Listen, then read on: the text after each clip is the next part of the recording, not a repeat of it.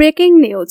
কলকাতায় চিকিৎসাধীন অবস্থায় মারা গেল নিষিদ্ধ সংগঠন আওয়ামী লীগের সাবেক সেতুমন্ত্রী ওবায়দুল কাদের। তার মৃত্যুতে চলছে তার এলাকায় মিষ্টি বিতরণ। বিস্তারিত জানতে আমাদের চ্যানেলটি সাবস্ক্রাইব করে ভিডিওটি না টেনে শেষ পর্যন্ত দেখতে থাকুন। দর্শক, এই মুহূর্তের সবচেয়ে বড় খবর। সামাজিক যোগাযোগ মাধ্যম ও বিভিন্ন অসমর্থিত সূত্রে জানা যাচ্ছে, কলকাতায় চিকিৎসাধীন অবস্থায় মারা গেছেন আওয়ামী লীগের সাবেক সাধারণ সম্পাদক ও সেতুমন্ত্রী ওবায়দুল কাদের। গত 5ই আগস্ট ছাত্র জনতার গণ অভ্যুত্থানে আওয়ামী লীগ সরকারের পতনের পর থেকেই তিনি আত্মগোপনে ছিলেন। পরবর্তীতে জানা যায় তিনি সীমান্ত পাড়ি দিয়ে ভারতে আশ্রয় নিয়েছেন।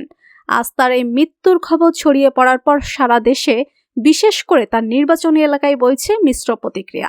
গত জুলাই আগস্টের রক্তক্ষয়ী আন্দোলনের পর যখন শেখ হাসিনা দেশ ত্যাগ করেন, তখন থেকেই নিখোঁজ ছিলেন ওবায়দুল কাদের।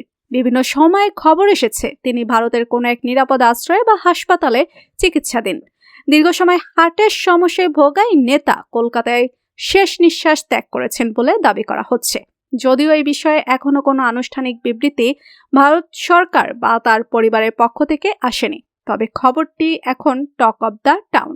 ওবায়দুল কাদেরের মৃত্যুর খবর তার নিজ এলাকা নোয়াখালীতে পৌঁছালে সেখানে এক অভূতপূর্ব দৃশ্য দেখা যায়।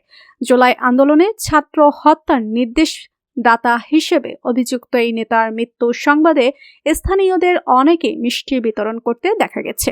সাধারণ মানুষের দাবি, ফ্যাসিবাদী শাসনের অন্যতম সহযোগী হিসেবে তার বিচার বাংলার মাটিতে হওয়া প্রয়োজন ছিল, কিন্তু বিদেশের মাটিতে তার এই মৃত্যু তাদের কাছে আল্লাহর বিচার হিসেবেই গণ্য হচ্ছে।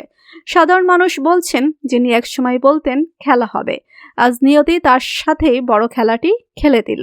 জুলাই আন্দোলনের সেই উত্তাল দিনগুলোতে ওবায়দুল কাদেরের বিতর্কিত বক্তব্যগুলো আজও মানুষের মনে দাগ কেটে আছে। আন্দোলন দমনে হেলিকপ্টার থেকে গুলি এবং হেলমেট বাহিনীকে লেলিয়ে দেওয়ার পেছনে তার উস্কানিমূলক ভূমিকা ছিল বলে অভিযোগ আছে। আওয়ামী লীগের পতনের পর থেকেই তার বিরুদ্ধে অসংখ্য হত্যা মামলা দায়ের করা হয়েছে।